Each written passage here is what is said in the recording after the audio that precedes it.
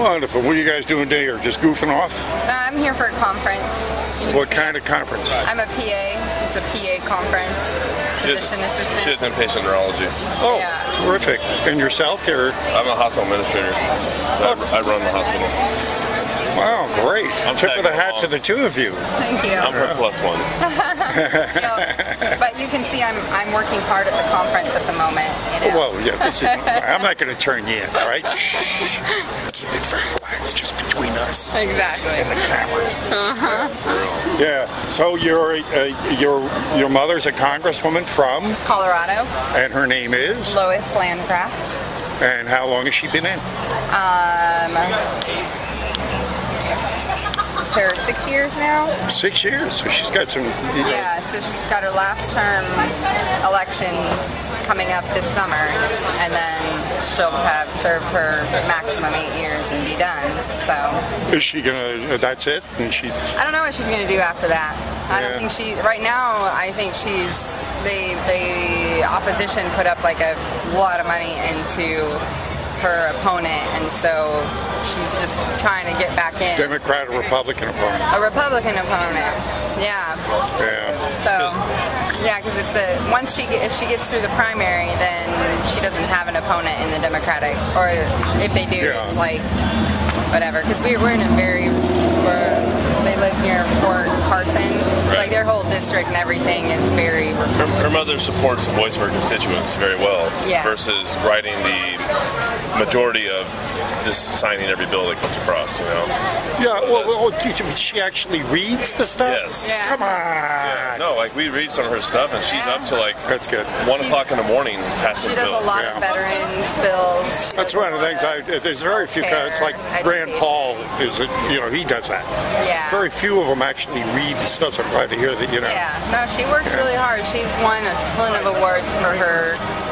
Efforts that she's put in with veterans, education, healthcare.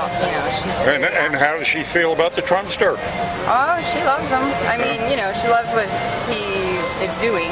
Obviously, the economy, and she's pretty proud of. Would she want her daughter to marry him? No.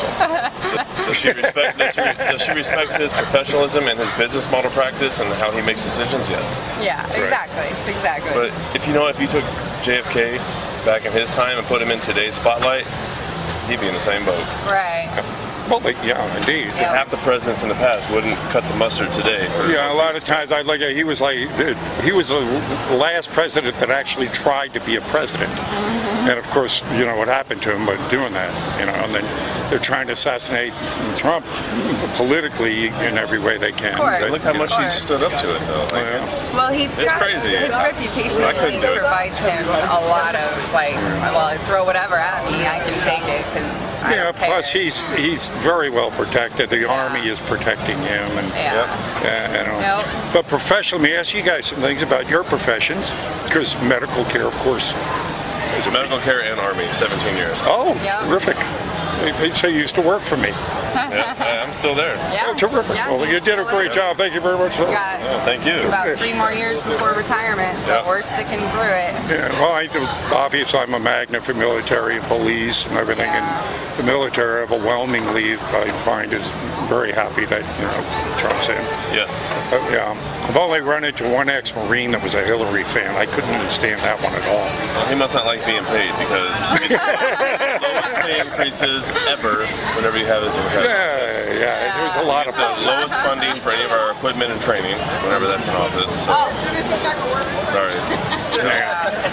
If you could fix, what would be your fix for the for the whole medical situation? I mean, I think people should have to pay for health care. I don't think. Are you talking about civilian, or are you talking about military medicine? Civilian. I mean, I often ask people in the profession, if you had one word for Obamacare, what would it be? And of course, then I always go, well, what would be the fix? If we were going to fix it, what would we do? So I know family and some friends who live in Canada, and have the Canadian model of healthcare, which Obamacare was loosely trying to fit over, and they're waiting for certain surgeries for 2 years to get it. So what they do is they come down here into the States, pay out of pocket to get the surgery done, so they can get it done within a timely manner.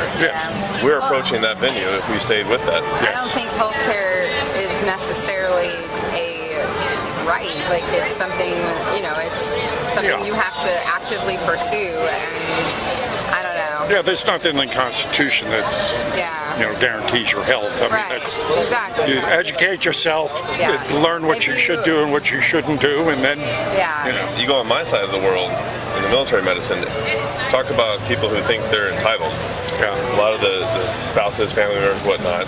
But I think in our model, well, two things. One, we're approaching right now, the Defense Health Agency is taking over the lead for military medicine. We're starting with the Army and working down. I think that's great. That will unify Air Force, Navy, and Army, which are the leads for military medicine. Unify one single structure over that to control it, to make sure it's uniformity, no matter if you go to an Army base, Air Force base, Marine Corps, or Navy. You get the same type of health care, same setup. I think we need to have more deductibles entered into things. Like, we abuse the emergency department like it's a primary care clinic, because it's free. No, I work on Fort Bragg. Oh, you're working on Fort Bragg? Base in the world. I work right there in the hospital. I'm the chief operations for the hospital. Terrific. So, I see what's going on there. We're the first hospital that's, I Google it as soon as I leave. We're the first hospital that's transitioning to the Defense Health Agency.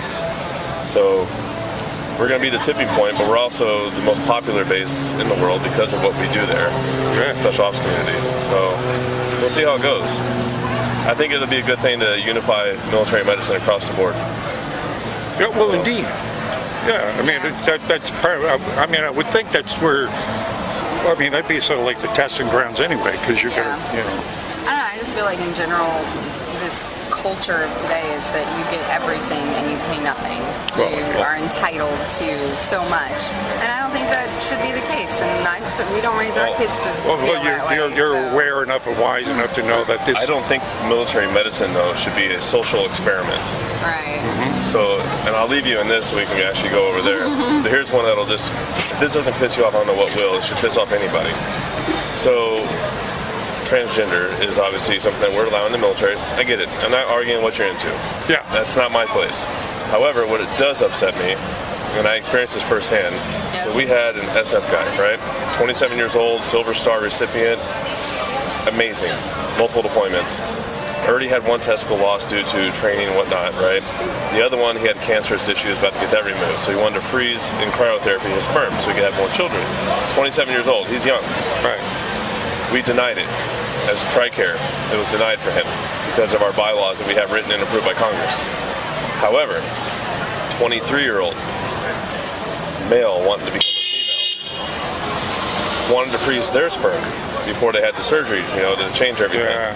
We approved it. Isn't that crazy? Because of the bylaw written and approved by Congress.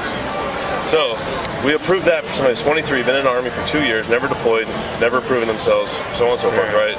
But the 27-year-old Silver Star recipient, SF, we said no, for a cancerous scenario. You're right, that made me mad. Yep. Oh yeah, I went off to my office, had to shut the door and have a moment. Yeah. Anyways, well, have a good day. Oh, God bless you guys. It was a pleasure meeting you. Definitely. Thank you very much. Thanks. Don't get overheated out here. Nah, I'm used to it.